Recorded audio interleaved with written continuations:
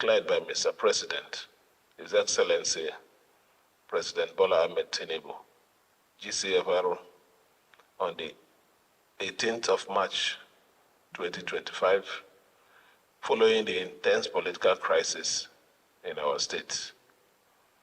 It is without doubt that the 6 months had been enormously challenging for our dear state under the emergency rule.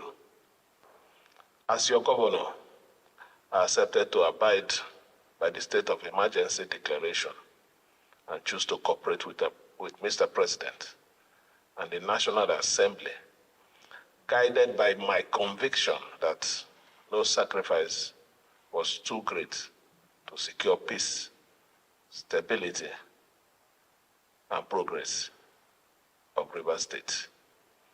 This was why I also resisted the pressure to challenge the constitutionality of the declaration of the state of emergency, the suspension of democratic institutions, and all other action that we endured during the difficult period. In the course of this 6 months period, Mr. President graciously brokered the peace process with all the parties successfully.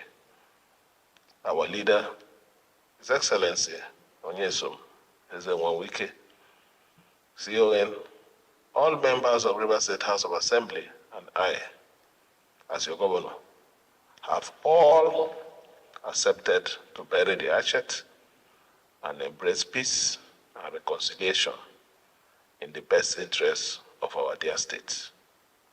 We believe the political crisis is now behind us and that peace and stability have once again returned to Rivers State, though not without the hard lessons learned from the emergency rule.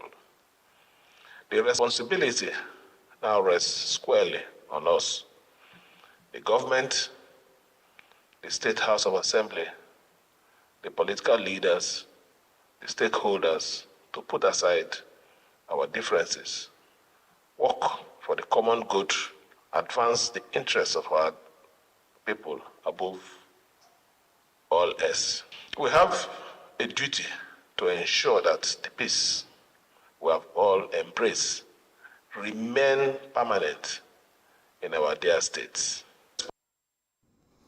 Well, Governor Sim Fubara there addressing people of River State yesterday says no sacrifice is too big for the peace of his state. Joining us this morning to break down all of this and more is 𝐃𝐈𝐒 Briggs. He's an environmental activist and one of the elders in River State. So thank you so much for joining us on the podium. Good morning. Great to have you.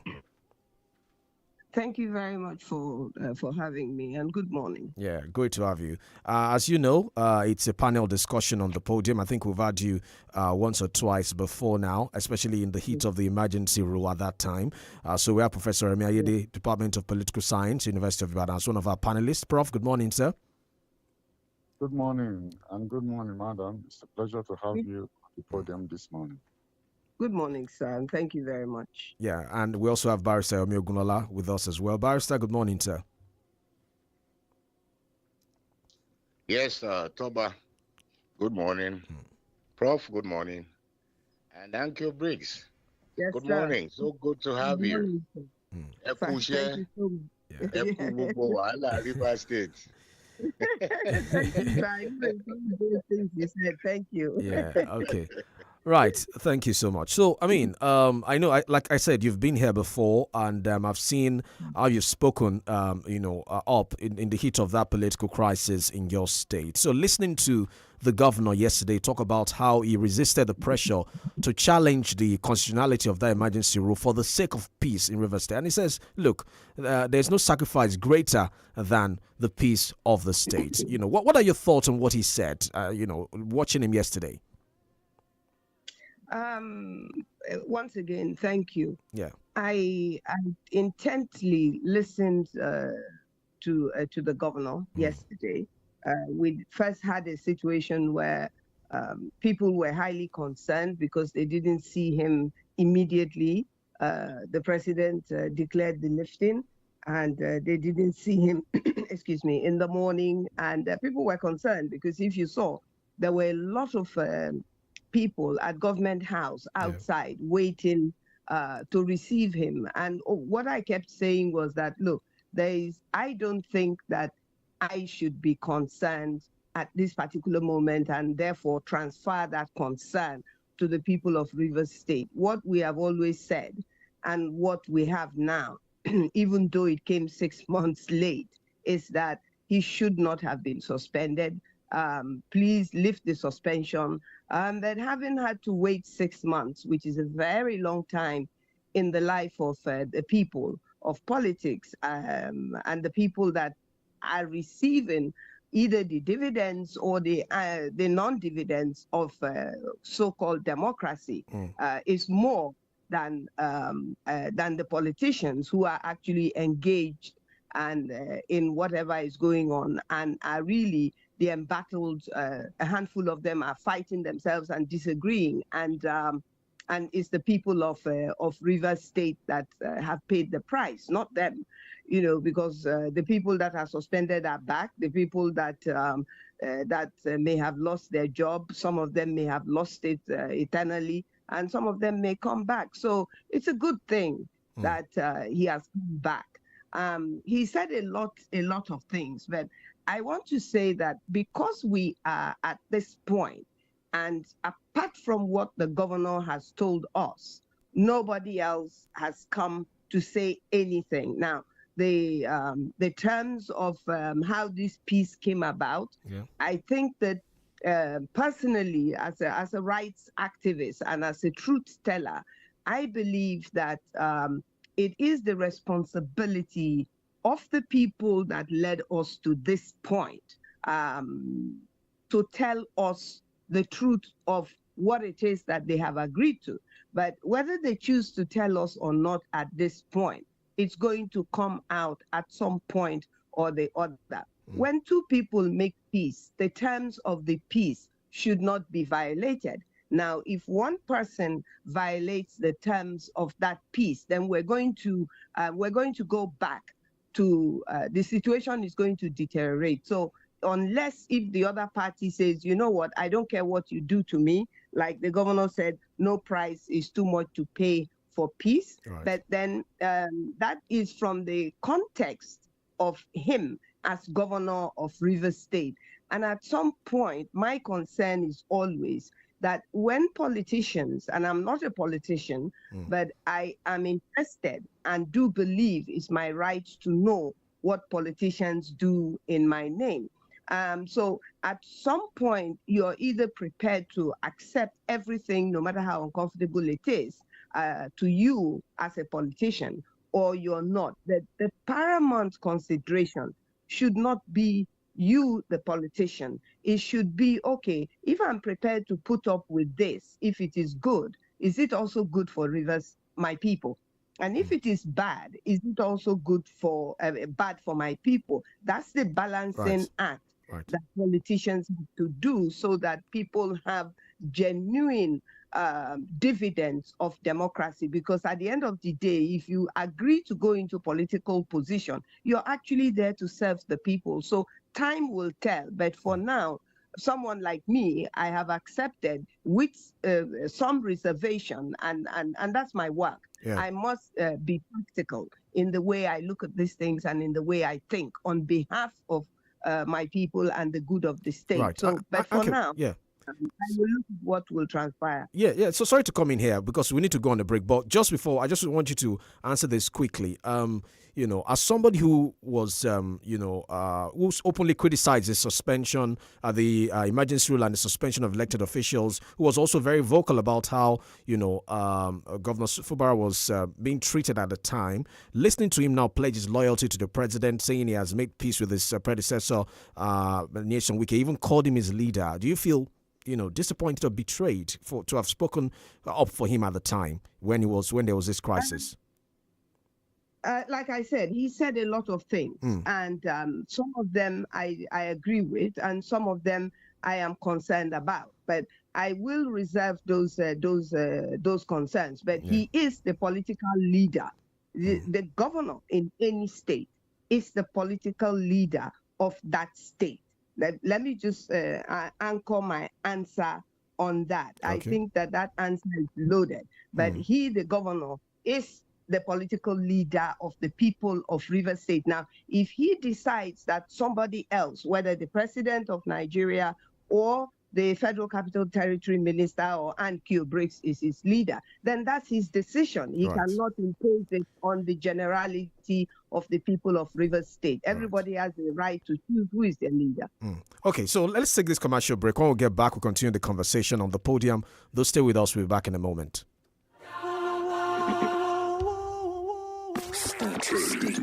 Stay tuned to 32 FM 94.9. Are you ready to laugh your heart out this Independence Day?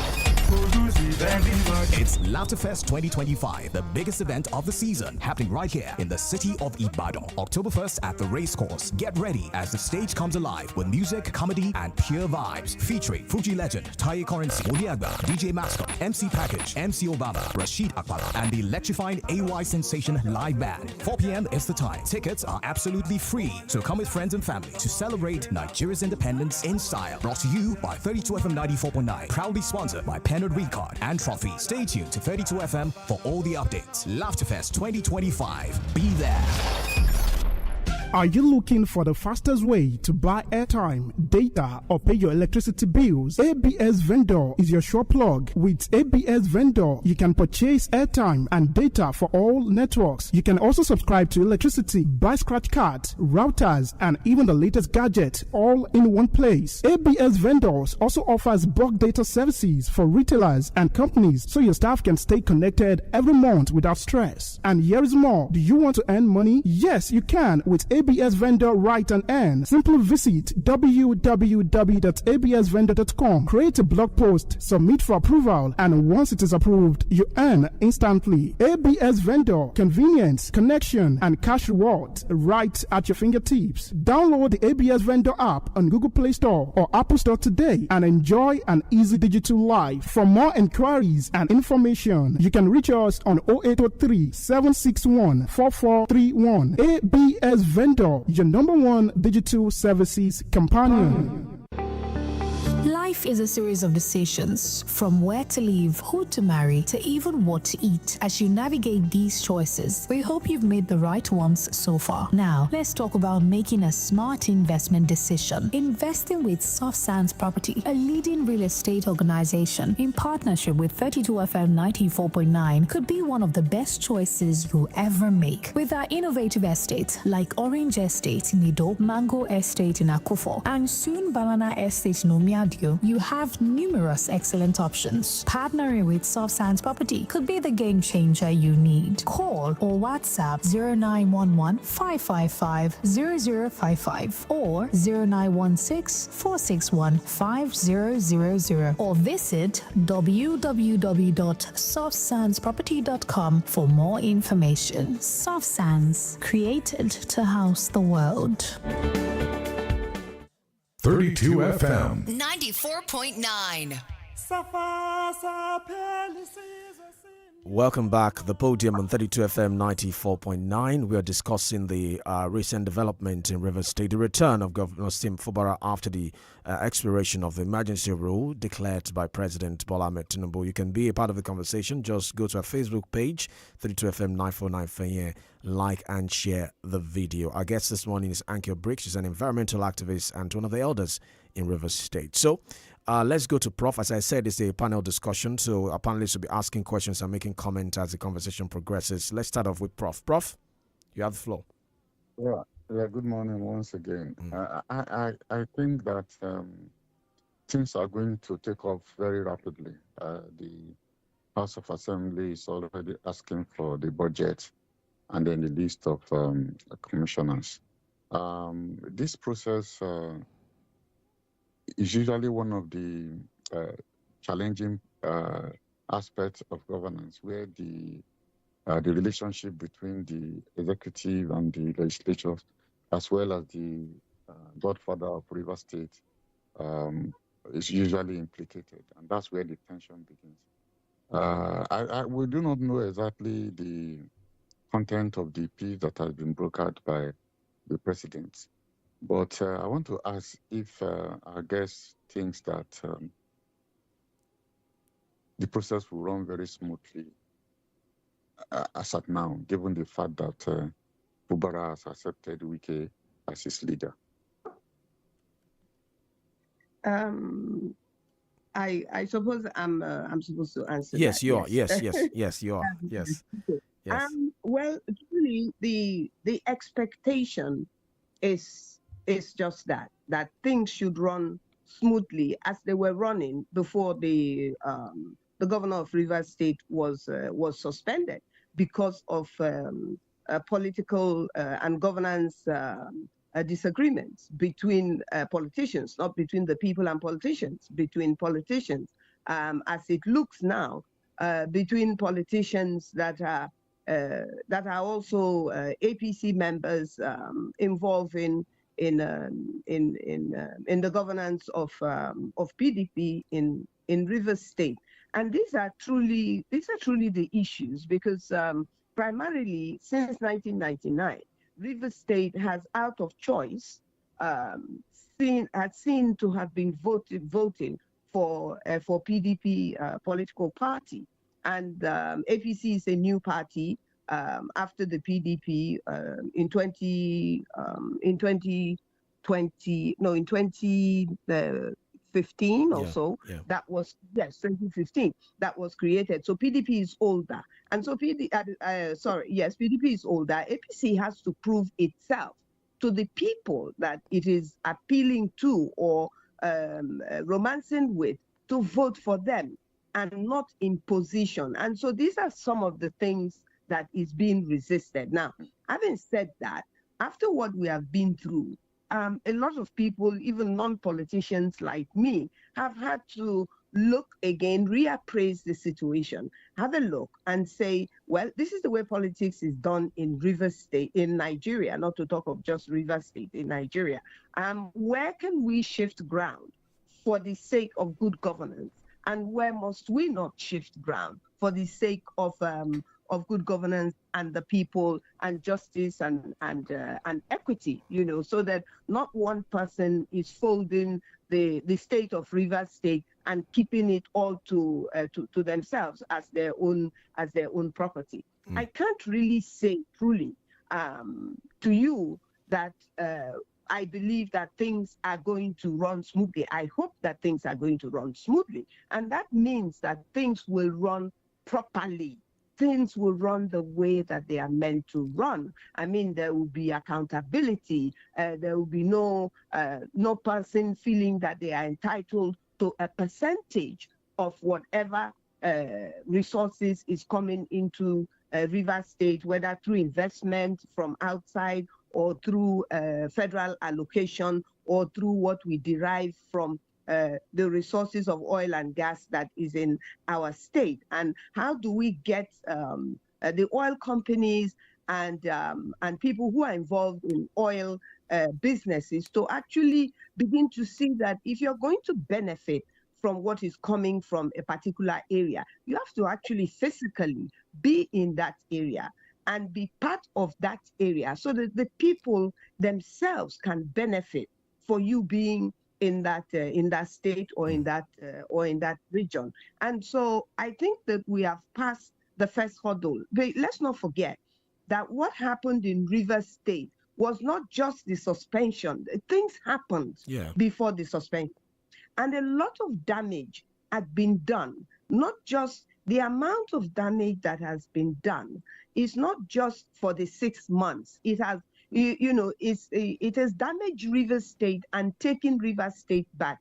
I agree with the prof that he believes that things will move very fast. Yes, we believe so. We want so. The governor has said so. But you see, politically, we also expect the State House of Assembly, the new local government chairman, the senators that represent us at federal level, and the House of Rep members that represent Rivers State, all of these politicians must come together and address the people of Rivers State and not just leave it to the governor, because we're looking for trust now, a lot of trust was eroded. A lot of trust was lost. People we trusted betrayed us. Even the political party, PDP, that we prefer to vote for, I have said it over and over again, that they betrayed us. And no one political party should lay claim to a state. A state cannot belong to a political party. It's the people that belong to political party, and therefore they make the input as to who becomes what and which political party is going to win the elections in that state. Right. And I think politicians have to understand that it's not just the governor that is going to make sure that a political party is a party that will emerge in that state. They have to involve all the stakeholders, whether it's the palm wine tapper, the market woman, the activists, whatever it is. They own the state, and you must involve them. Relying solely on the capacity of a few people or one man or one woman to now guarantee that a political party or a person is going to win one election or the other, I think that is taking the people for a ride. And that's taking the intelligence of all of us, whether we're PhD holders or we are illiterate. That's just taking everybody for a ride. And that's why I take these positions that I take, that sometimes people say, oh, Anne is trouble. No, I'm not. But I'm standing up for what I believe is right. You don't have to agree with me that I am right, and I don't expect it. But I also will not accept insults and disrespect just because of the views I take. Right. Okay, let's go to Barrister now. Barrister, you have the floor. Yes. Thank you very much. Now, Anku, Yes. I think it is a general belief. I posted something a couple of days ago that Fubara was man-napped as opposed to kidnapped. Yes, sir. As a healthy Fubara was man-napped and brought back a crippled Fubara after ransom was paid. And by ransom, I mean all the local governments that have now been put in place in his absence. And sadly, while the so-called suspension of democratic institutions was in place. Now, my question is this. With what we have now, do you think Wike's mission of gifting rivers to Tinubu is already accomplished? I mean, preparatory to 2027. I hope not, because at the beginning of this conversation, I had said that there are things the governor has said, which for me as a person who have contributed the little that I can contribute on behalf of myself, because I'm a beneficiary of what is good in Rivers State. I'm also a beneficiary of what is not good in Rivers State, whether I like it or not. Therefore, I will continue to do what I believe is right by thinking the right way. And so the best we can do right now is to keep an eye on what is going to go on moving forward. Because if personally, I do not believe that between now and 2027, that it is possible I will just sit down and not say a word, no matter what is going on in Rivers State. Whether if something is right, I won't say anything, or if something is wrong, I won't say anything. No, it's not. If something doesn't seem right, I will say something. But the dangers, the minefields, have not been removed, in my opinion. And whichever way you look at it, it's worrisome that we have people declaring that, like Ibas declared that he had completed the mandate of the president. That's the president's mantra.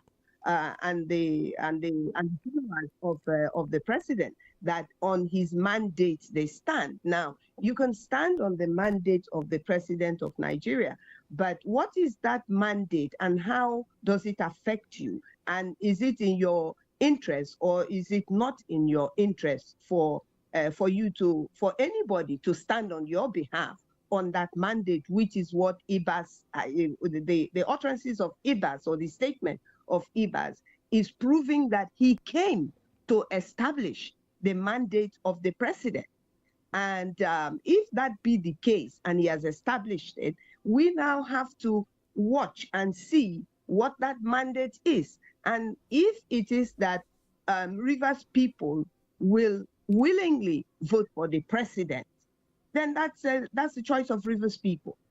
If the people of Rivers State will not willingly vote for the president, they should not be penalized for that. And so if the governor of Rivers State has made peace, and I'm assuming that if some of those conditions are that he is going to work for the president to come back in 2027 in Rivers State, well, he will not be the first person that has been in PDP political party to have done that. The former governor have done that. I do not wish to refer to the former governor as the godfather of Rivers State politics, because other people have governed Rivers State before. And if we don't refer to them as the godfather of Rivers State politics, then nobody is the godfather of Rivers State politics. Fubara is the leader of the politics in Rivers State, not in Abuja, not in anywhere else, in Rivers State.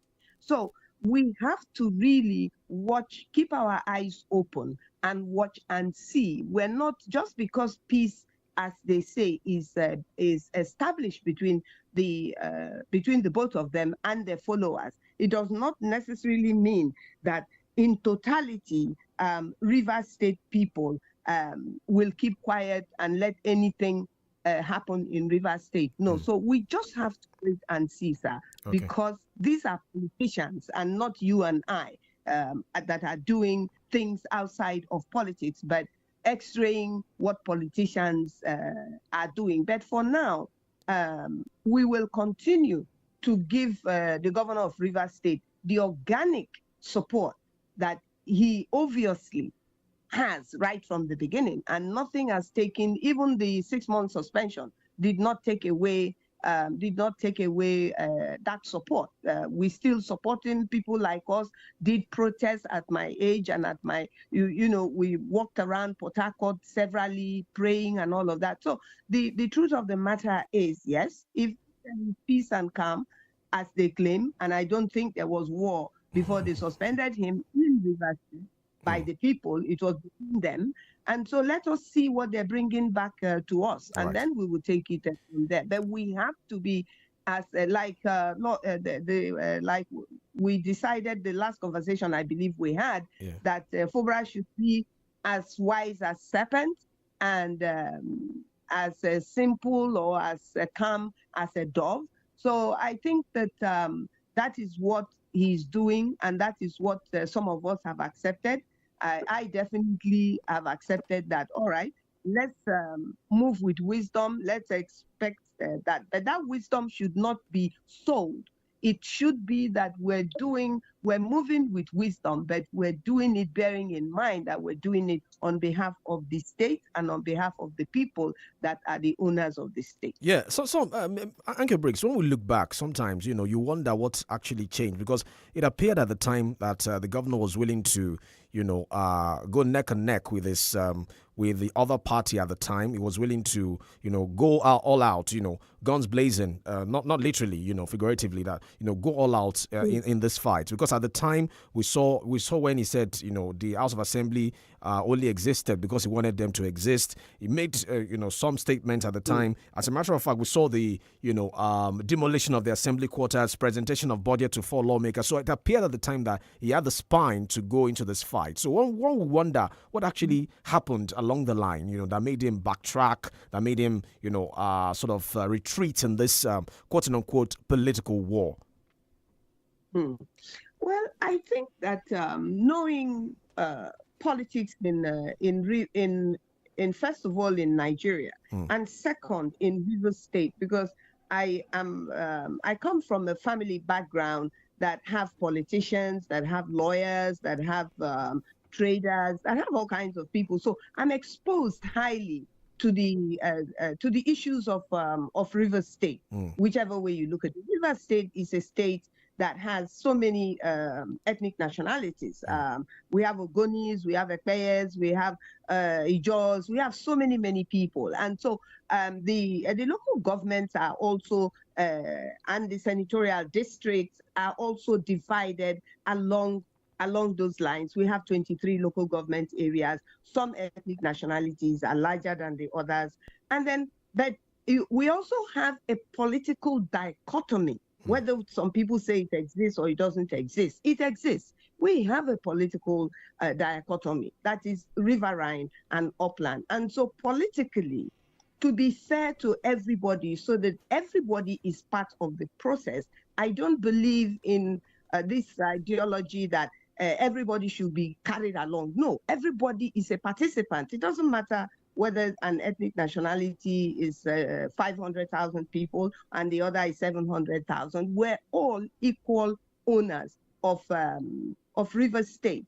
So now, the reason why the governor reacted the way that he reacted is a natural way of anybody who is being oppressed under any circumstances or suffocated under any circumstances, like George Floyd was shouting, "I can't breathe, I can't breathe." It's that type of circumstances where he was in the thick of it. We didn't know what was happening on a day-to-day basis, but we began to sense it. We began to hear things. And when he shouted out, speaking in a way, like metaphorically speaking, I cannot breathe, I cannot breathe. The River State people say, why can't you breathe? What's happening? And so when we figured out what was happening and accepted that, knowing River State politics, that's exactly what was happening, Rivers people came out and supported him. Now, at the point where Rivers people also felt that he and could see that he was no longer that person, we still supported him and accepted, because if you're fighting and you're the one who will know whether you want to take a rest from that fight or you don't want to fight again. So when that began to happen, personally, a lot of us noticed it when we had the service of song for Chief E.K. Clark, when he said, like you quite rightly noted, that this was somebody who came out to go head to head and things like that. Yeah. Then when he was suspended, he now said at Chief E.K. Clark's service of song on a Sunday that we had not asked him if he wanted to come back to Government House. He has also said, he also said that his spirit had left Government House. Now, when you're in battle and the leader, the person you're following, and you're working with, so to speak, in that I may not be working with him physically, I'm not a politician, but working in the sense that I am supporting, as long as I believe it is right, what he's doing and saying. And when he does wrong, I will also say so. When you begin to hear that, you also will take a step back or sit down and say, let me translate this. What is this saying? What's coming after this? Is he coming back? Does he want to come back? Will he come back even if he was called back? And that's why people had that apprehension, that concern, that worry. Where is the governor? Is he away? Is he coming back? Is he left the country? All kinds of permutations were being thought about. And eventually he showed up yesterday after the Federal Capital Territory Minister had gone on a program and said, I have spoken to him, he's coming back. And I mean, it's not the Federal Capital Territory Minister's position to tell the nation that. He's not his protocol officer, he's not his spokesperson.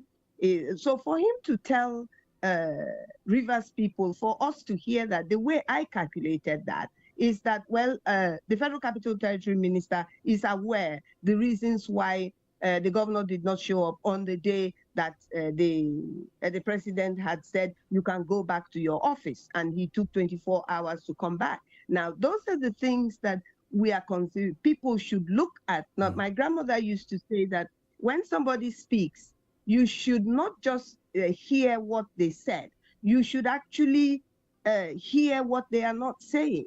And so these are the concerns that that I have personally, and that I share with other people, and other people have. But I still insist that we have to just wait and see, because until that we will be cautious. But until we see different, then let's believe that things are going to move rapidly, and things will go back to normal, if at all that is ever possible, because a lot of damage was done. Certainly. A lot of nerves were filled. The enemies were made unnecessarily, because if you go into a fight, and if you look at what's happening between Israel and Gaza and all those type of things, all other countries are now voting one way, America is voting. You can begin to see that things are shifting. So in conditions like this, things will shift, positions will shift. And that's, we will just have to stand with our state, continue to demand what is right for the people of Rivers State and the state, not the politicians. The politicians are just our servants to implement what is in our interest by policies. Yes. Yeah, 𝐿𝐾𝐈𝐄, sorry to come in here. You know, from your explanation, you know, you were at the forefront of the advocacy and all of that. Do you think it was all worth it at the end of the day, given what has played out now with former Governor Wike coming out to say he has forgiven him, they've spoken? It was the one who reassured residents of the states that the governor is going to return. So do you think your advocacy and your fight at the time, was it all worth it? Or do you feel like everything you did was just in futility, you know, given how the governor looked like he had made some concessions to the party? That's the first one. The second one is he said that he resisted the pressure to challenge it in court. Do you think he should have actually stood his ground and challenged the court? Maybe perhaps we have clarity as to what the court says regarding the constitutionality of a state of emergency and whether or not the president can actually suspend the governor. So those are the two questions.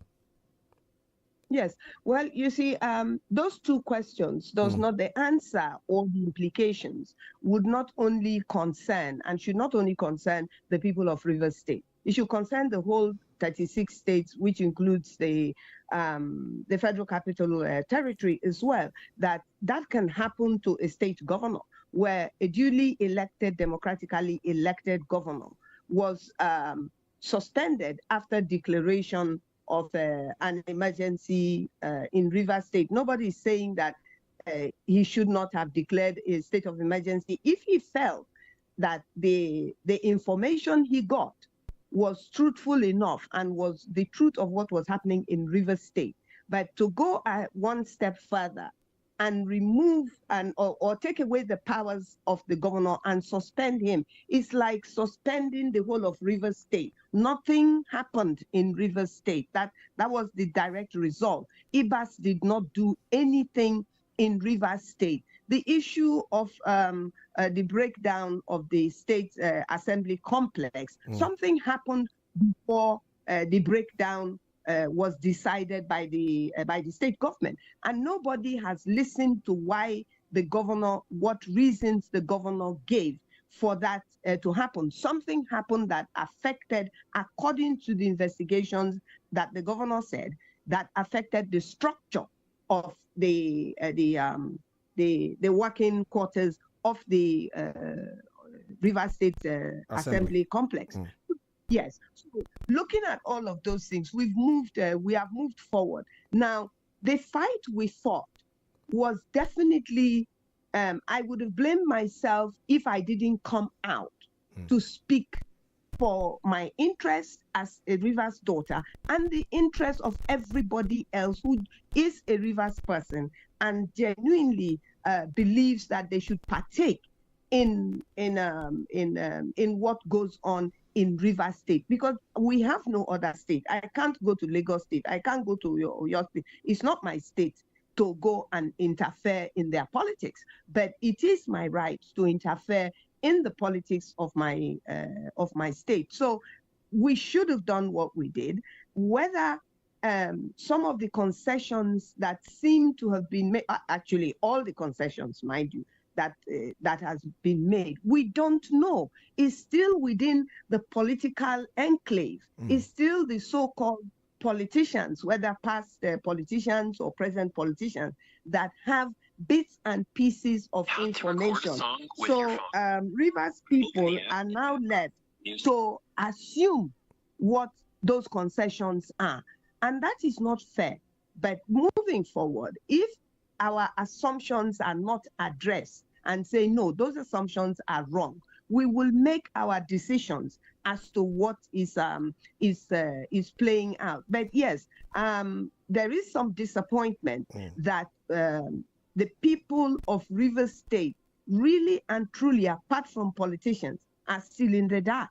I cannot call any member, for instance, of the group that is led by the former governor of Rivers State, Chief Ada George, and the former deputy governor of Rivers State under Dr. Peter Odili, Sir Toby, and so many other people in that elders group. I can't speak to anyone that can truly say that, yes, he or she knows what conditions, what terms have been agreed to. Even the governor yesterday did not, everything he said was about that he has accepted conditions, but those conditions are not known.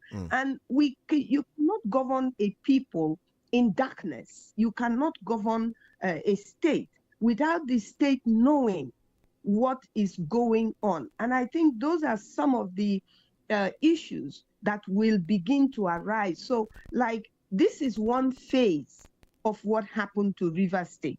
The governor was removed and the governor is brought back. So now what the next step is what we're waiting for. The governor has made a statement. That statement he made, the address he gave, is loaded based on the things that he has said. And so some of us will have to begin to look and watch very carefully, very critically.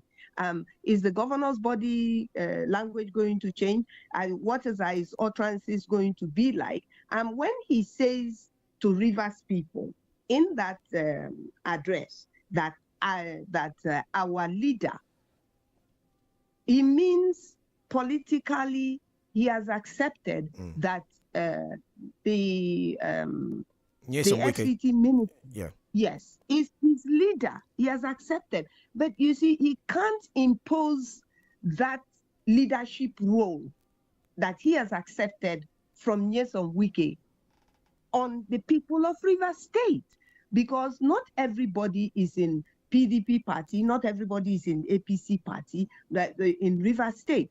There are people who are not in parties at all. So you don't expect those people to accept that one person from a political party is their political leader. But what we accept, I personally accept very easily without any shaking, is that the Governor 𝐶𝐈𝐒 Ifobra is the governor of Rivers State. And therefore, I see him as the person I will hold accountable and responsible. See, I cannot hold Wike responsible if Governor 𝐶𝐈𝐒 Ifobra comes back and he doesn't complete any of the projects, whether he agreed to complete it or not. I cannot hold Nyesom Wike responsible. I will hold the governor responsible for accepting not to finish those. I'm not saying he won't. I'm just using it hypothetically. That if he doesn't go forward and deliver the things that we saw he was about to, now he has just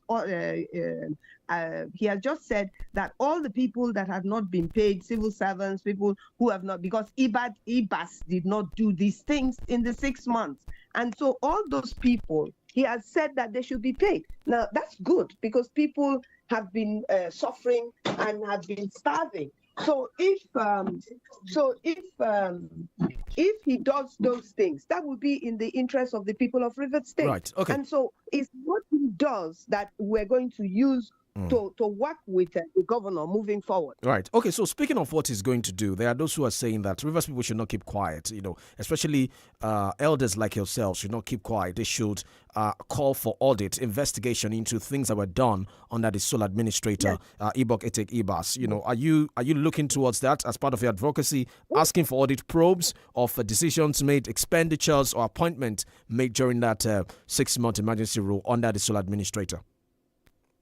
Absolutely, because I think the last time even I was on your program, yes, and from day one, even before IVAS took over, I made that statement that and every time I've been on air or had the opportunity to speak, I have never spoken and ended without emphasizing that he will have to account for his 6 months in Rivers State. He cannot come into Rivers State, move into the government house without telling us what he saw, because every state has an accounts office in the government house. Now, there is no way he didn't meet raw funds in whatever currency in the financial office that is in the government house. He has to tell us how much he met. He met money there. Now, he was in control of the allocations that was paid from everywhere. Whatever allocation Rivers State was entitled to was not held back.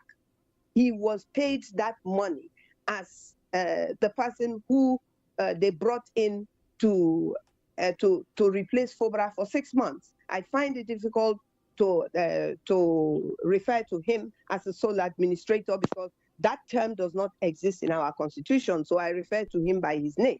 And so he is the person that came in under the direction of the president, which we're still arguing about. There are cases in court that some of them, FOBRA told people to withdraw, some of them were thrown out. But there are still, according to the president's statement, he also admitted that there are still court cases that have not been attended to on this FOBRA's issue. So as long as those cases are not thrown out or withdrawn, those cases are still in court. And now we have our governor back. So going back to accountability, which I think I raised even at the beginning of this session, which is that the issue of accountability, yes, IBAS, the issue of accountability must play, because otherwise then it means that any state, if it pleases the president for any reason, because that precedent has already been set, you can bring anybody in that you want. Because IBAS even brought his kingsman in to come into Rivers State to come and conduct election. You removed a Rivers son who was the chairman of ISEC, and then you brought your brother from Cross River to come and conduct Rivers State election, which you said and admitted that is the mandate of the president. Fine. You have now succeeded in giving Rivers people 20 local government chairmen that are not in the political party of the governor. And so they are not in any way, shape, or form obliged, if I know how politics work, to respond to the governor, because already local governments are up to a level autonomous. They are receiving their money directly. So these are the landmines that I am referring to. So now IBAS cannot come in for 6 months, or should not be allowed by Rivers people and well-meaning people of Nigeria, because it can happen to them. Yeah. Let nobody think that this cannot happen in their state before 2027. It can, because then you will find governors and their states crumbling. It's already started, where PDP governors, even in the South, are claiming to have crossed over, are preparing to cross over. These are, cross over to APC. These are people that were elected on the PDP platform. The Niger Delta region as a whole, apart from Adam Shomole, when he contested under Jonathan, was the only state that was not a PDP state in out of the 6 states of the Niger Delta, out of the oil-producing region. And yet now we see a situation where without the majority input of the electorate of the Niger Delta region, the states of the Niger Delta, the governors of the states of the Niger Delta are overriding the people of the states and just waking up and deciding to cross over to a political party that the people that they are representing have not accepted, either in town hall meetings or by conviction, that this is the party that they now want to work with. So IBAS must account to Nigeria one and the people of Rivers State. It doesn't matter what they agree in the background. It is what the people of Rivers State will, moving forward, demand. And my advocacy started when he came in to say that he has to, at the end of whatever tenure he spends here, he must account for our money. Rivers, he didn't do anything. Look, he said that he has saved 5 billion.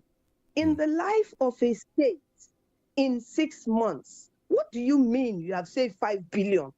FUBRA, by the time FUBRA was removed, FUBRA had in River State savings, he had saved a minimum of 300. Allegedly, we are told that he has saved over 300 billion naira in the coffers of or something like that. Anyway, I'm not good with figures, but there was a substantial amount of money that was in the coffers of River State. And on top of that, he had collected 6 months' value of our allocation, both for local government and whatever else needed to be paid to into the coffers of River State. And we think, do they really think that Rivers people, while people like me are around, are going to just throw up our hands and say, well, it has passed. No, politicians can say so. Right. Politicians can say so, and elders can say so.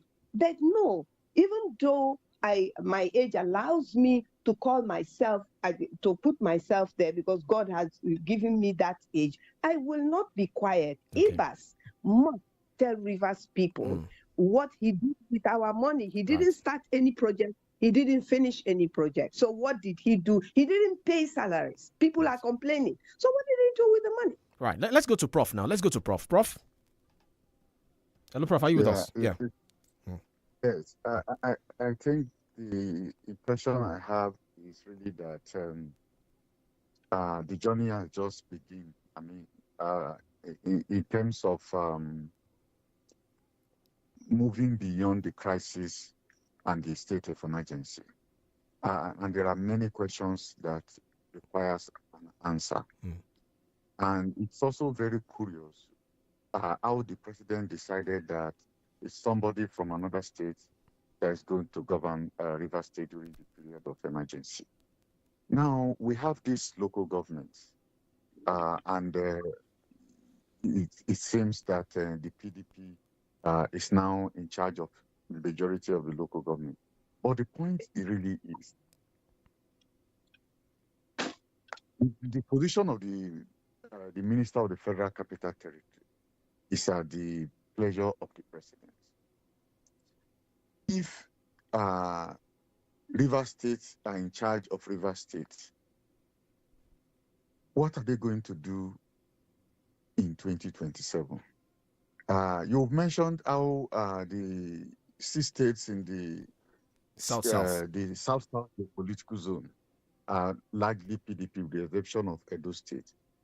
Do you think that the people are not for APC and that it is the governors or those who seek favor or influence at the center that are selling the people for a mess of porridge?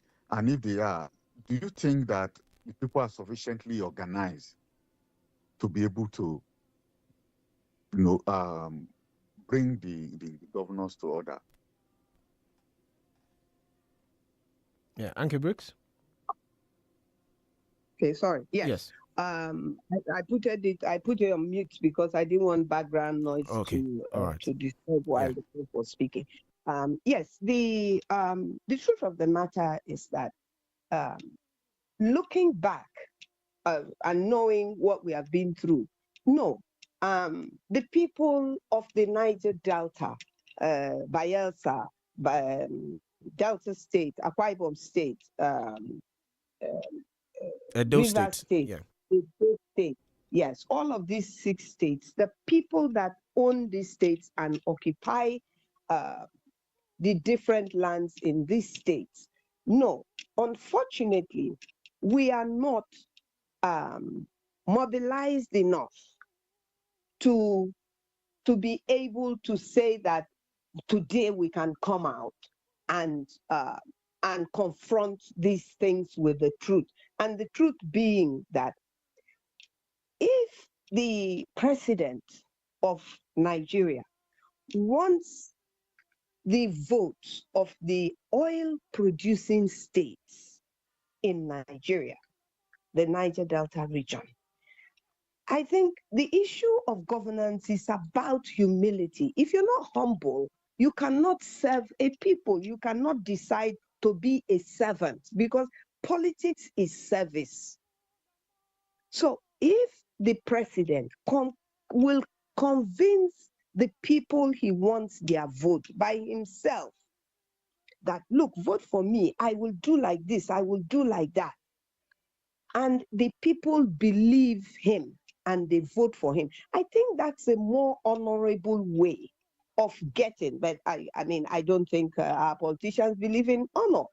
Is a more honorable way of governing, is a more genuine way of governing and interacting with people. You can't constantly be at loggerheads with people. You cannot steal the ballot box, run away with it, do this and do that, and then in your heart know that the people put you there. So yes, we definitely believe. I am one of those people that know. No, I don't even have to believe it. I know it based on how politics have played out. And I've been on ground since 1999, politics, and the struggle of our people for justice and equity, environment, resources, percentages, and all of those things. I've been in that fight for as long as I can remember. And so nothing really has changed in our benefit and in our interest because everything is politicized. Allocations are politicized, positions are politicized, and so nothing truly gets to the people. You take organizations or agencies that were created through the struggle of the people, the agitation of the people, to get a better deal for themselves. The politicians were not the ones that fought these battles. The politicians were not the ones that Abacha's people killed, and then Obasanjo gave order to kill in Odi and places like that. So the sacrifice that we have made is not made by these politicians. It's made by ordinary people of the region. And so coming to me as an advocate for justice and equity, and with the things that I owe myself to do for myself and my people, God willing, is that my people must understand, the people, and even every other people in Nigeria, because if this can happen to you, you better put, from our experience, you better put contingencies in place that will make sure. That means you've learned from what is not only Rivers people that are supposed to learn from this experience. Other people are supposed to say, this one fit happen to also. If it's coming, how will we recognize it?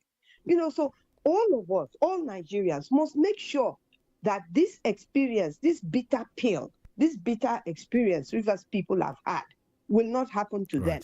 While Rivers people must make sure that they keep their eyes open, that nothing close to this will happen again to us, by making sure that there is accountability. But what I need to say at this point to that question is that, yes, it's my responsibility to myself, my local government, my community, my people, to make sure that without fighting, without shouting, that they understand that it's their responsibility. Nobody is coming to save them. Who came to fight our battle for us except us and the genuine people of other states, genuine, decent people like the prof and the lawyer that kept saying, this is wrong. I'm a lawyer. I know that this is not right.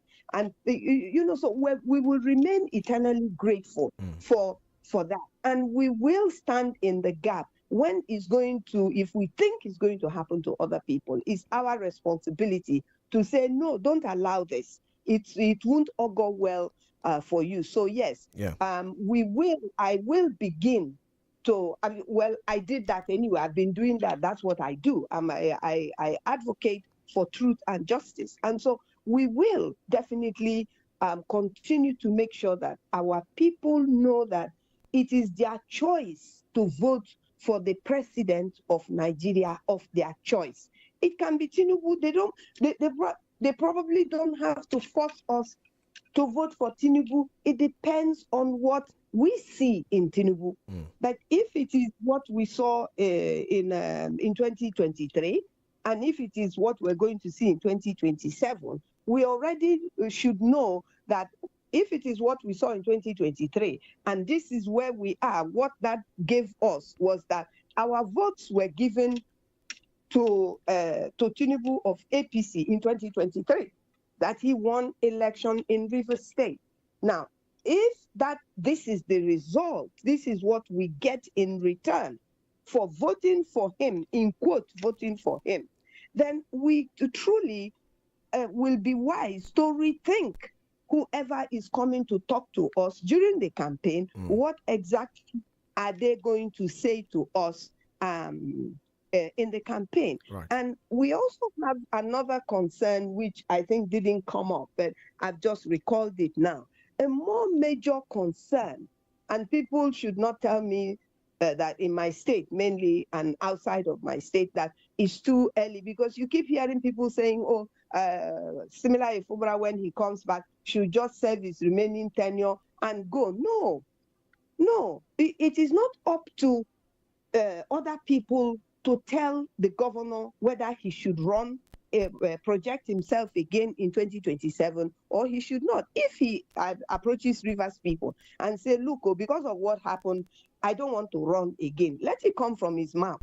Let it not be that he has been told, and that is one of the concessions that he has had to make, because otherwise people will now say, oh, 𝐂𝐿 has started, we have not even settled down, she's talking about. No, but these are things we have to talk about. If you're going to, that's why God allowed a woman to carry a child 9 months in her womb. It's a long time for that woman to prepare very well for the things the baby is going to need once she gives birth to the baby, so that she's not in trouble. It's the same thing. We should be thinking in every state, in our state particularly, that based on the dichotomy of upland and riverine, whom are we going to vote for?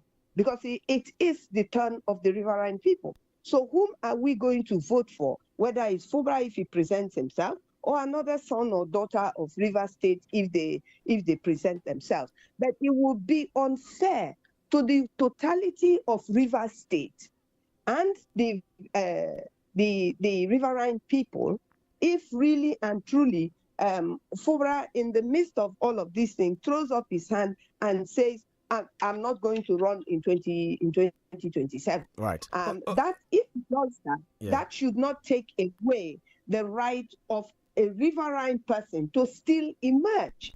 Uncle Briggs, sorry to come in here. Sorry to come in here. Before we go to Barrister, how would you feel if that were, in part of the concession, for instance, that it wouldn't be running again in 2027? How would you feel if that were part of the concession? Because there's a lot of speculation that it's already in there, and if you go back again to what former Governor Wike said about the Ijaw Nation, I think he made a statement in one of his media chats before this before the emergency rule elapsed, about the Ijaw not being a majority ethnic group in the South and all of that. So what would be your reaction if that were part of the concession he made, that come 2027, I'll serve my term and leave office? Let me answer what the Federal Capital Territory Minister said. Yes. The Federal Capital Territory Minister knows very well, without any ambiguity, and I hope he gets to hear this, that the Ijaws are the largest ethnic nationality in, first, the Niger Delta region, because we're in every state of 6 states. That's one. And you're also in Ondo 2, State. You're also in Ondo State as well. Some part of Ondo State. Yes. Yes. You know, and so that puts paid to that one. The other thing is that we are in 10 or 11 local government area. It's even being calculated as 12. That is to say that in Okrika, you have only Ijaws in Okrika, and they have like 4 local governments. In my place, you have 3 local governments that are all Calabaris. That's 6. Boni is Ijaw, Opobo is Ijaw. You have Ijaws in Andoni. You have Ijaws in Ahoda.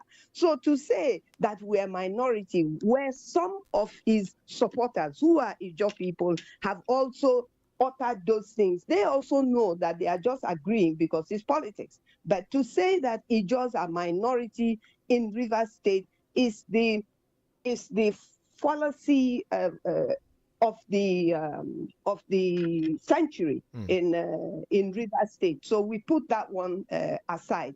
If the governor decides, Governor Siminalayi Fubara decides that, knowing fully well the responsibility that he owes the riverine community, to be a riverine governor, because the riverine community could never have voted for him on their own to make him the governor, because of how the structures, the political structures are divided. And that is why you will hear structure. You know, so, and the way that you have to emerge as the winner of an election in any place. So if he decides that he's not going to run again, whether it's by choice or whether it is by imposition, he will not be fair to the people that he's a Rivers man that belongs to, as a governor, he belongs to every local government and every ethnic nationality. That's where he's there to serve.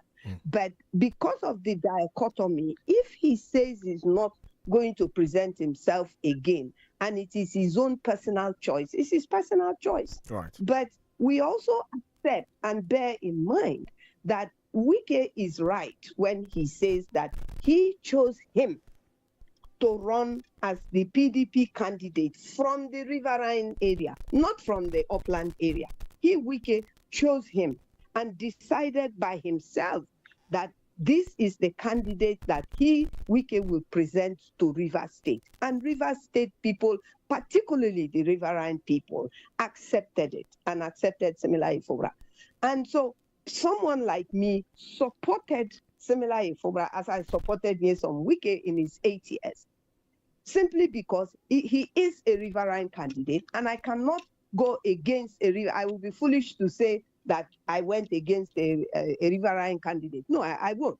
You know, hopefully he will be a good riverine governor, but I will not vote against, it's like voting against Jonathan Goodluck. If I could never have voted against him, even though he said he won the election. I voted for him. So he lost the election, rather. I voted for him. And those were my considerations for voting for him, because, of course, I would want somebody from the Niger Delta to govern Nigeria.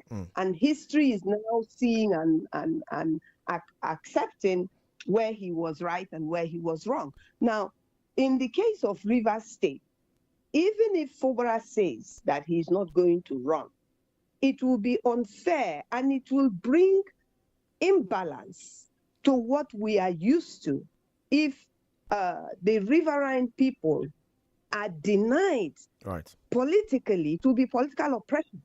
If the riverine people are denied, while we have always supported upland governors, we supported Dr. Peter Odili. It was the riverine people that gave him and supported him. Amechi did 8 years. He's from Upland. YUSUF did 8 years. He's from Upland. The Upland people have governed for 24 years. And we have a riverine person back to back. There was no break. And so we have a riverine person who came into governance in 2023. And before 6 months of his governance, we were thrown into this quagmire, political crisis, you know. So what I'm therefore saying is that it would be unfair if if there is an imbalance that will bring in, that will make riverine people not to have a second tenure at governance, while Upland have had 3 back-to-back with no break, 8 years tenure. It will be most unfair, that will bring resentment. Okay, let's go to Barrister. Barrister, you have the floor, sir. Yes. Thank you very much. Now, Anku, let me crave your indulgence to go back to the issue of IBAS. Wouldn't asking for a probe not be wishful thinking or expecting a camel to pass through a needle's eye? Why do I say so? IBAS, while signing out, said he had fulfilled the mandate of the president. YUSUF and the president are on the same page. So, IBAS ostensibly fulfilled YUSUF's mandate too. Now, yes, the House of Assembly is calling for a probe. It is the arm saddled with the power of oversight. But don't forget, it is loyal to YUSUF. So my question, wouldn't that amount to probing their principal? And do you think we can get any meaningful result from that? Secondly, if the governor institutes a probe, it would appear to be questioning his suspension, and invariably the president indirectly. And outside these two arms, who else can probe us? I agree with what you have said. That is because we know how warped our political system is, because we do the wrong thing and call it the right thing. If the wrong things are done, let me remove the we, I'm not part of it. The wrong things are done by the people, the politicians, and they shout on the top of their voices, that is our decision, there is nothing you can do about it. That should not stop us from doing the right thing. That's the way I look at this. And that's the reason why they're calling for accountability. The people of Rivers State calling for accountability, me calling for accountability, had not forgotten that just because we're calling for accountability does not mean that we're going to get accountability.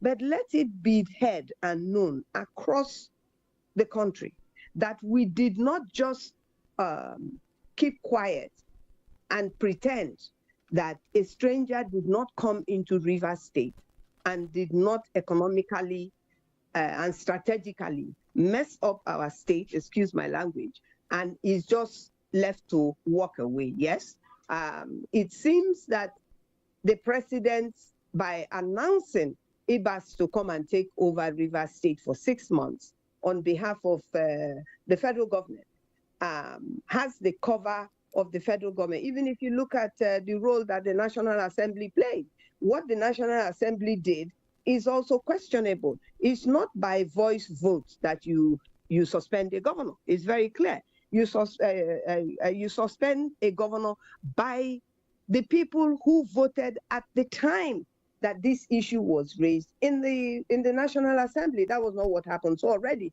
that's a faulty foundation of the removal or the suspension of Governor Siminalayi Fubara.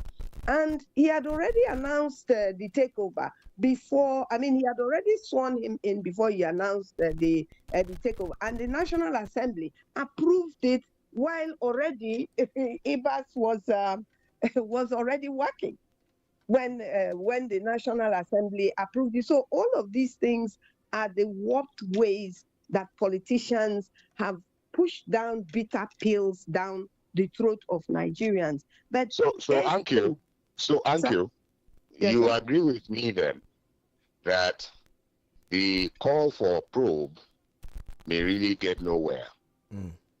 Yes, I do agree with you. But you see, I also believe that should never stop anybody, any state, from doing what they must do, doing the right thing, so that it happens that because you see, I don't think that even if you look at the House of the State House of Assembly members also joining this call that I have been making for 6 months to now call to say very clearly that they are going to the way they couched it, that they will look into the tenure, the governance, the time. Anki breaks. Anki, please hold that thought. Please hold that thought. We need to take this short break. Please hold that thought. When we get back, we'll continue the conversation on the podium, 32 FM 94.9. Do stay with us. We'll be back in a moment.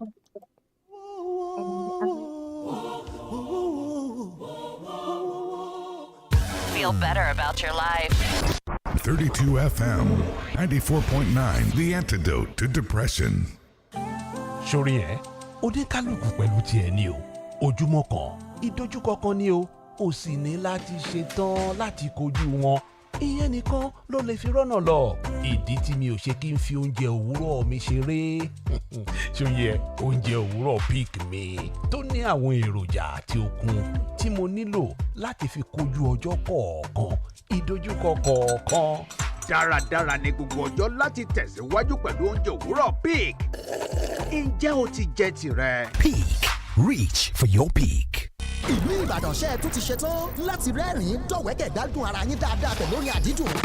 Kọ́rẹ́nsì lélẹ́yìí o, ṣẹ́tì mọ̀ bóyá tó ń wòṣẹ̀ kílẹ̀ jura wọn. Ẹ ti mọ̀ pé gbogbo ọjọ́ òmìnira pátá nìkan ní 32 FM 94.9 máa ń dá fàájì ilẹ̀. Tọ̀tẹ̀ yìí máa lọ fàáfàá. Laughter Fest 2025. Racecourse l'Adamasingba Ìbàdàn tún máa gò bítíbitì èrò lálejò pẹ̀lú àwọn ìràwọ̀ olórin adẹ́rìnpòṣónú àtàwọn tó lẹ́nu ń bẹ̀ láwùjọ amúlùdùn. Gbogbo ẹ̀ ló máa parapọ̀ sójú kan. Ṣẹ́ẹ̀rín ni, orin àdídùn ni, àtàwọn nǹkan tẹ́ ẹ tún fẹ́ tẹ́ ẹ fi máa gbádùn ẹ̀mí yín. Alhaji Tẹ́lódú Àkàndé Adébísí Kọ́rẹ́nsì, Ògo Ìbàdàn Àgbésí wà, Wòlíì àgbà, DJ Mascot, MC Package, MC Obama, MC Ọlá, Rashidi Apala, AY Sensation. Ó náà máa kàlù sáwọn èèyàn ń bàdí. Ọ̀fẹ́ ní gbogbo èèyàn wọlé ṣẹ́ẹ̀rí gbogbo. Ó yẹ ẹ̀yin náà máa bọ̀ lọ́jọ́ kìíní oṣù kẹwàá ní Racecourse Adamasingba Ìbàdàn pẹ̀lú ẹbí, ará àti ọ̀rẹ́ yín. Ẹ jẹ́ kájọ ṣe ayẹyẹ òmìnira orílẹ̀-èdè Nàìjíríà lọ́nà àrà. Ìkànnì 32 FM 94.9 lómìnira yìí wá fún yín o. Lára àwọn tó ṣàtẹ́rọ̀gọ̀jì rẹ̀, Bernard Ricard, Trophy láti kún àwọn tó ṣàtẹ́rọ̀gọ̀jì rẹ̀. Kàn sí wa ní 32 FM 94.9 àjàgà ní ilé ìkòkò dùgbẹ́ ńbàdàn. Laughter Fest 2025 àjọ máa gbádùn ẹ̀ ni.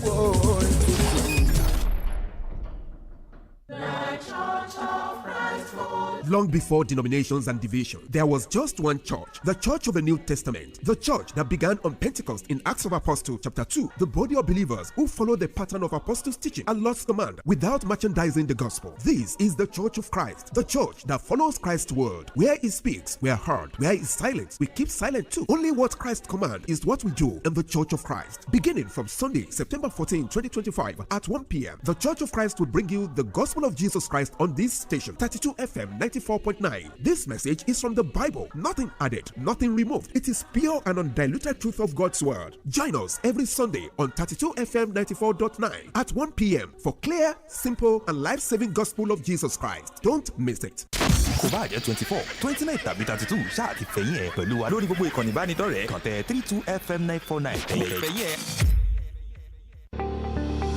Life is a series of decisions, from where to live, who to marry, to even what to eat. As you navigate these choices, we hope you've made the right ones so far. Now, let's talk about making a smart investment decision. Investing with Soft Sands Property, a leading real estate organization in partnership with 32FM 94.9, could be one of the best choices you'll ever make. With our innovative estates like Orange Estate in Ido, Mango Estate in Akufo, and soon Banana Estate in Omiadio, you have numerous excellent options. Partnering with Soft Sands Property could be the game changer you need. Call or WhatsApp 0911 555 0055 or 0916 461 5000 or visit www.softsandsproperty.com for more information. Soft Sands, created to house the world.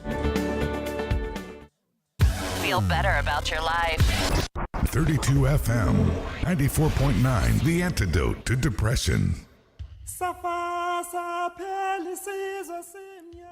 Welcome back. The Podium on 32 FM 94.9. We're discussing the development in Rivers State. Our guest is 𝐶𝐈𝐒 Briggs. She's an environmental activist and one of the elders in Rivers. Remember, you can be a part of the conversation by joining the Facebook session. That's 32 FM 949 for you on Facebook. Like and share the video. So, welcome back, 𝐶𝐈𝐒. You were making a point before we went on that break.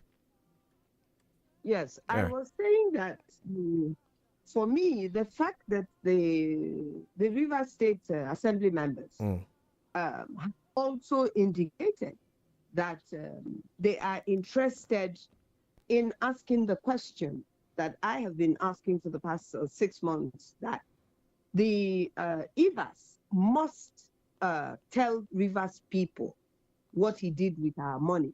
If we are... Yes, Sorry, sir. 𝐶𝐈𝐒. Yeah. Don't you think, knowing how Nigerian politicians think, they always want to be a step ahead of the people, that it is an attempt to validate everything that IVAS did, because they will come back and say nothing untoward was found against IVAS. It could be, the way they think in this country, because they cannot prove their principle. Yes. You see, the thing is that we truly do not know. Sometimes people say, when the president makes a decision that people complain about, they say, well, we don't know what the president knows. We don't know the information he has. That does not mean in any way, shape, or form that information is right. Like in the case of Rivers State, the reasons that were given, we live in Rivers State and we own the state, and the extent to which it's, I want to give the president the benefit of doubt that he was given the information that some of us consider to be wrong information about what was on ground in Rivers State, because we all saw from day one that FUBRA had the support and still has the support of the majority of Rivers people, and that support is organic. It is not bought, it is not manipulated. It's truly the way the people truly support the governor of Rivers State, because he came as a different, he introduced himself into the hearts and the eyes of the people as someone who is at the level of the people. Look, the truth be told, he never put himself up to be governor of Rivers State. He was asked to be the governor of Rivers State. He was not running for governor of Rivers State. He was told, he was asked, he was convinced to be the governor of Rivers State. And he said he's not desperate. He's prepared to walk away from it all. So having a man like that as our governor is what we want. Now, when he's wrong, we will tell him. And when he's right, we will tell him. Going back to the assembly members, if they want to tell the truth, and even the former governor, what transpired? Because the former governor said that he didn't want the suspension of similar in Fubra, that he wanted him to be removed outright. That's what he told. That's what he told the president. But guess what happened? If he told that to the president, and the president went ahead and brought IBAS, the question is it the former governor that brought IBAS? The answer is that perhaps he didn't. Somebody else did. And I'm using that perhaps cautiously. Perhaps he didn't. Somebody else stepped in and was part of the manipulation that led to the suspension of the governor in the name of, and we have all heard this, that the governor, that the state of emergency was declared and the governor was suspended for the interest of the governor. That's what is being bandied about. Yeah. Okay, if that be the case, and Nyesom Wike was saying he wanted him removed, we have to ask ourselves that is Nyesom Wike a happy man from what he wanted to putting him in a position to what he didn't want, and then putting him in a position where he had to agree that peace had to be made between himself and the governor of Rivers State, that has now led us to the point where after 6 months, the governor is back. Himself and the governor have made peace. The National Assembly members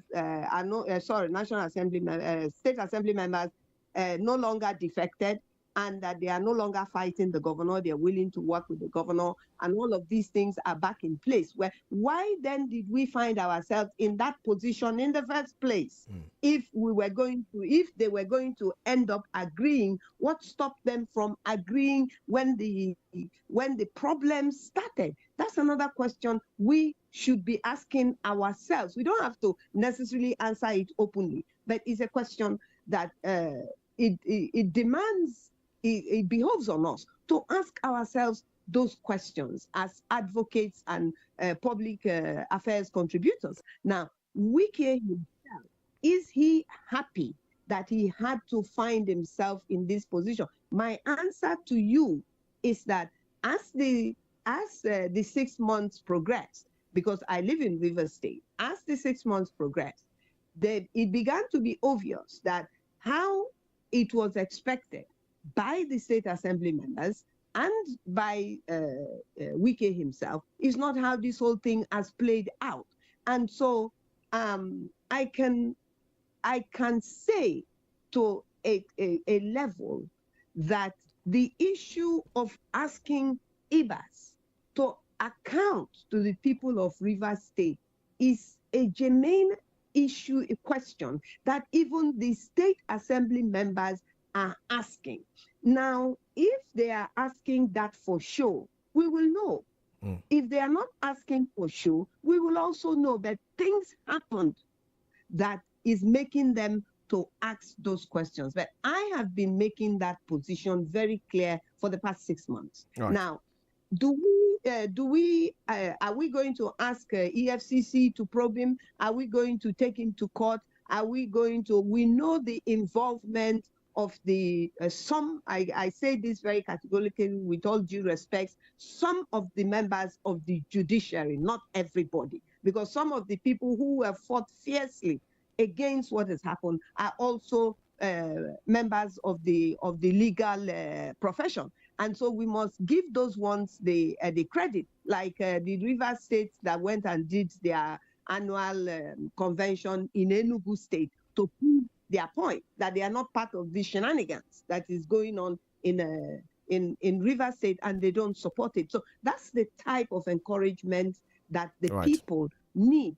So if we ask these questions and we don't get answers, we have asked the questions, and it remains unanswered. When you ask me a question and I don't answer it, it means I'm hiding something or I don't know something. It's one or the other. And so if IBAS is asked and he doesn't answer us, it means that something happened, and then we can speculate as much as we like, and we can say what we like based on what we have deducted, because nobody's willing to tell us the truth. But IBAS must tell, look, it is for his own credibility. It is for his own future. he has to let nobody think that as long as they're breeding, they don't have a future. They have a future. You cannot expend things judiciously and properly if those things did not get to you properly and judiciously. I'm speaking the way my grandmother would speak. Right. I'm hoping that that you're picking it up. Yeah. So at the end of the day, I mean, we don't. If anybody put me in a place of responsibility that has to do with finances, you don't have to ask me to account to you how I ran that funds. I will account to you. Because why will I do so? I will do so because I want to protect my name. That we do. Nigeria we do.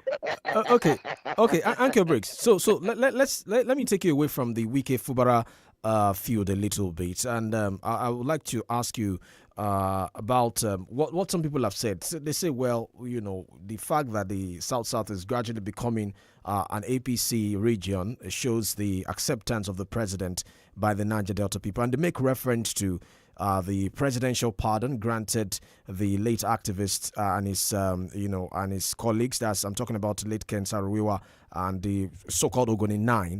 He granted them that presidential pardon. He even bestowed national honors on him. They also make reference to some of the reforms in the oil sector, the fact that they've seen a reduction in crude oil theft in the Niger Delta region as well. They are also calling for the decentralization of the pipeline surveillance contract, which under President Muhammadu Buhari was given to government of Kemupulo, aka Tompolo at the time. So, I mean, talk to me about the some people interpret as acceptance of President Tinubu by the Niger Delta people, and then your assessment of the presidential pardon as an activist yourself, who's at the forefront of fighting for the cleanup of the Niger Delta region and justice in that regard.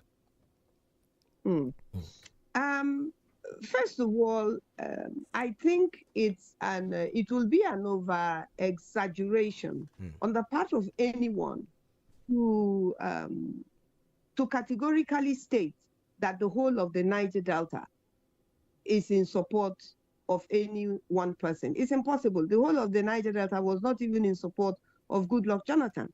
The whole of the Southwest is not in support of President Tinubu. The whole of the North was not in support of President Buhari. Buhari. Thank you very much. So, I mean, let's put that one aside. Yes, there are people in the Niger Delta that support the president, but you've reeled out some of the support and the sources of the support. I will use the former governor of Rivers State as an example. Up till a very a particular point, the former governor of Rivers State was not in support of Tinubu emerging as the candidate or the president of Nigeria, because he was a contender for the position on the platform of the political party PDP, which he still belongs to. And when he did not emerge, and when he did not also emerge as the vice presidential nominee, was when the PDP really began to fall apart. This is all in the public domain now for everybody. Even the market woman understands that. She doesn't have to be educated. She saw it, So, and that's why I said in the intervention I did before we went on break, to say that the honorable thing for any politician to do, if I'm in politics going for any position, the people I want to vote for, I will go to them. I will not stay in Port Harcourt and assume that because there are structures, therefore I will get the favorable result. We're doing that because we already know how we're going to achieve that. We're not, I don't say I, they will not achieve it because people stood in line in the sun and in the rain and voted for them. They're going to achieve it because they're going to manipulate the system, whether they whether a particular satellite system is credible or not credible outside of the Nigerian system is not here or there. When you go and stand in a line to vote, you know more or less the person who is going to win, because as you stand there, you're discussing. And as you're discussing, it's only when you vote that they shouldn't know whom you have voted for. But you're talking to the person who is behind you. And the chances are you're telling the person who you're going to vote for. Those things happen. And so it's childish, in my opinion, for politicians to think that we don't know, or that they don't know that we know that they manipulated our positions and they manipulated our desires for whom we want to emerge. But that does not mean that they're not going to do it. But it's also good for them to know that we know. And the fact that we may not be able to do anything about it, and they come and become what we didn't ask them to become. For me, if I'm able to say, I did, when Buhari became president, I said I didn't vote for him, and I didn't vote for him. It's my vote now. It's not his vote. So he cannot arrest me because I say I didn't vote for him. So those are the things. It's a personal thing. It's like religion or marriage or any other thing. So when we come right down to the issues of what is right and what is wrong, it's also an individual thing. Right. And I am doing what I'm doing because I have made up my mind that this is what I want to do. I want to be able to say, when I go climb on my bed in the night, I want to be able to, before I fall asleep, be able to say to myself, I shouldn't have done that, or I shouldn't have done it like that. Okay, tomorrow I will correct it. Or I say to myself, you know what, I'm happy that I did that. Somebody just, the reason why I muted while the lawyer prof was talking was sister was knocking on my door, and she said, oh, this last interview you gave last night on a particular program, that, oh, I love it. I mean, so what I'm trying to say is that no matter how many people don't agree with what you are doing that is right, it is really even one person agreeing with you is enough, because it's enough that one person agrees with you. It means you're not wrong. Right. Once one person agrees with you, you may not carry the day, but you're not wrong, definitely. So you can then be rest assured that whatever effort you had put into it is not a wasted effort. And it's the same thing for, that's what I expect from people who are in public sphere, that they should be able to say to themselves that even though I didn't get my way, that I am credible. And so that is not what a lot of politicians are able to do. And that's why we have the questions we're asking. Do you think even if Ibas was asked to come and account, do you think he will be exposed to accounting? No, he may not be exposed to accounting, but then I can then conclude that he did something wrong. That's why he doesn't want to come and tell us what he did. Okay, so the other part of the question, that's the pardon for Ken Saro-Wiwa, national honor for the Ogoni 9. Yes. Yes. I mean, that's that part of the question. See, Ken Saro-Wiwa was murdered, not because they proved that he committed a crime, but because they said he committed a crime. People died in the struggle for the Ogoni people. A lot of Ogoni people were killed during, before, and after Ken Saro-Wiwa's death. Ogoni people are still paying that price. So I've never understood the law that says a man whom you have decided after the fact of his conviction, which happens in America and Britain and even here a lot, where people go to jail and is then found out that they were not even the people that committed those crimes. I think what should be justified is to say, based on this information, this person should never have been convicted of this thing. So the person, alive or dead, is innocent. I think that is what is just and fair. Now, if the law then says that because the person has been convicted, you can now vacate, not vacate that conviction, but that you forgive that conviction, you forgive that person. Are you forgiving me for a crime that I didn't commit? And so if I were an Ogoni person, that will not mean anything to me, whether I am on the side of Ken-Saro-Wiwa or on the other side, because a lot of Ogoni people died. So at the end of the day, Ken-Saro-Wiwa is an Ogoni man. All the other people that died are also Ogoni people. So the thing is that killing of Ken-Saro-Wiwa and the death of so many other people and the attack on the Ogoni ethnic nationality by the government and the oil companies is still not resolved, because the truth, as we know, it has not been told. So the president now saying, he has given him honors and award. What does that mean to Ken-Saro-Wiwa and his children? Does it bring their father back? No, it doesn't. Does it bring the thing that Ogoni people would have gained if Ken-Saro-Wiwa and all the other Ogoni people who were killed one way or the other would have been able to do for themselves? Does it bring it back? No, it doesn't bring it back. So basically, what all of that is about is that the government of Nigeria, as headed by the president, and the oil companies, as headed by the OICs, want a re-entry into Ogoni. Up till today, they are not getting Ogoni oil. And that is even before the death of Ken-Saro-Wiwa. And all their pipelines, everything is shut down. If they are getting Ogoni oil, they are stealing it because they're drilling it horizontally. And they are not getting it with the permission or the acceptance. So you think this is a ploy? People. You think this is a ploy to go back into Ogoni land? That is a ploy? Oh, yes. It's not that I think. It is. It is. Oh, that's very categorical.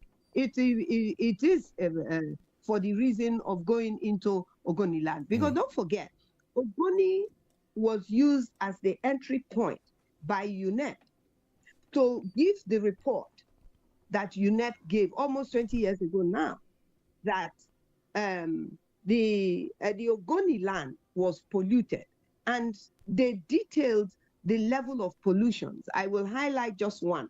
The benzene in the water of Ogoni people is 300% times higher than what is allowed by the world, by the WHO, of the amount of benzene that people should consume into their system by error or by whatever. But the pollution in Niger Delta, and mind you, just because Ogoni was used as the entry point, does not in any way, shape, or form mean that the same report has been carried out in Bayelsa State or in any other place where there is pollution in Delta State or Akwa Ibom State or wherever. So the point is that the Ogoni, the UNEP report is already, how will I express it? It's already null and void in the sense, since the report came out, more pollution had taken place in Ogoni land. So it might be 500 times, it might be 1,000 times. So you have not addressed those issues. You've not cleaned up Ogoni land. You just set up one system called IPREP, and you're delivering water, and you're building more boreholes for the Ogoni people, as you claim, to still get the same water that the UNEP report says is polluted. Are you getting fresh water? You're not getting new water now. It's still in Ogoni land that you're building the water wells that they are going to get the water from. It is still polluted, So all of this is a backhanded way of any government trying to get back Ogoni oil. Right. And all the issues about oil theft and all of those things, and the issues where Shell and all these oil companies are selling off their landed assets and being bought so-called by Nigerian companies. You need to know, we know who are the owners of these companies now. the foreign oil companies are selling off their landed divestment. Yes. They're selling them to Nigerians, so to speak, in quote, open and close.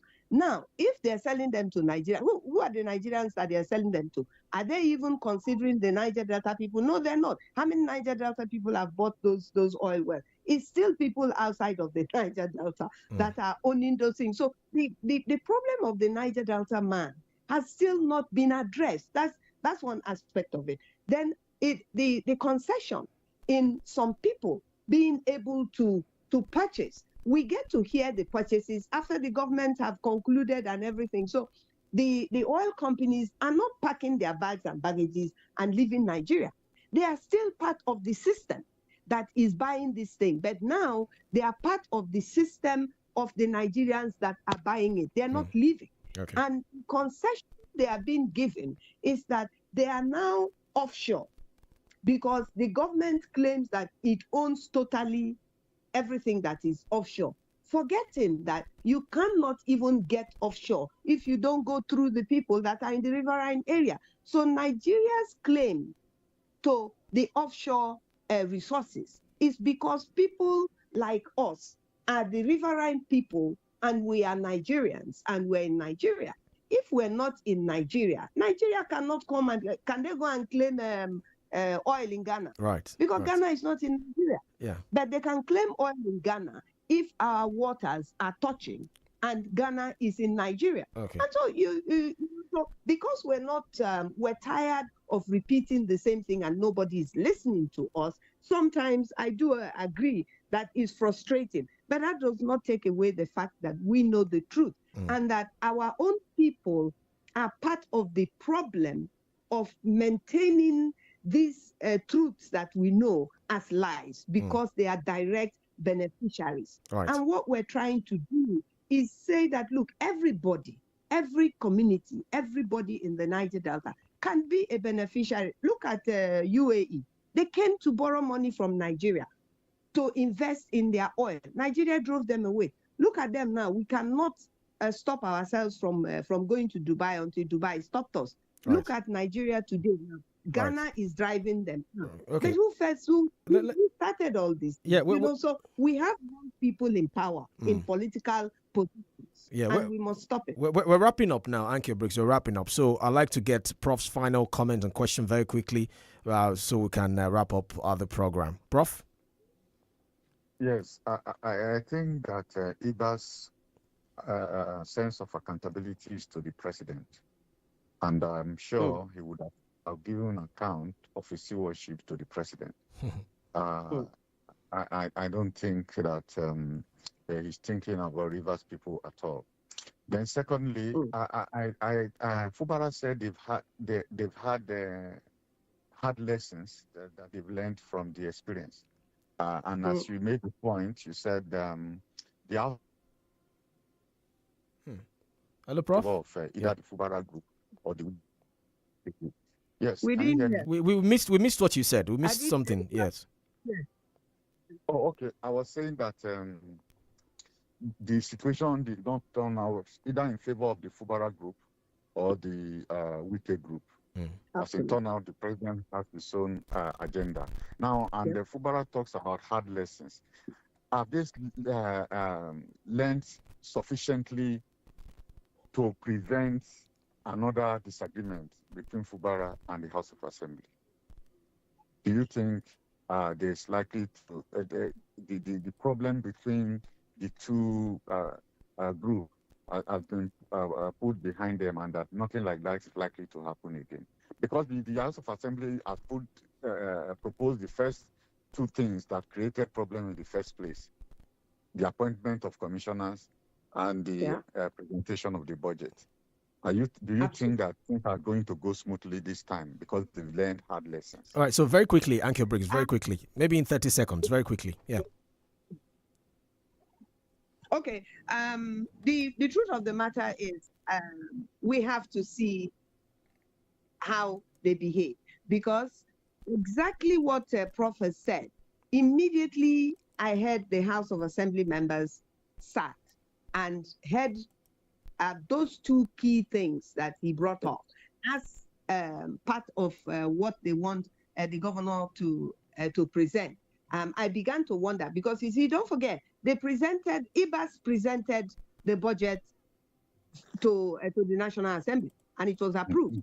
So if they are asking for, so are they also now saying that it's illegal for IBAS? So I don't know if there will be a need for FOBRA to present the budget. If there will be a need for FOBRA to represent to them, then what did they actually agree upon? You know, so that's why I said that I do not think that either similar FOBRA or Nyesom Wike, particularly the Nyesom Wike and the House of Assembly members, are happy with the outcome of the fact that IBAS actually came to take over Rivers State on the interest of the president of Nigeria, because he said he has completed his mandate. So that they are not happy. And it's very clear because we know what is happening in Rivers State. It's not everything we'll discuss, but we know what is happening and we know what they feel because things didn't go the way that they should have gone for them. All right, thank you so much, Ankyo Briggs. Yeah, so Barrister, as a wrap-up, final comment as a wrap-up, Barrister. Yes, so thank you. You could know our tradition. Yes, sir. We like to make you laugh. Yes. So are you ready to laugh? Yes, I'm ready to laugh.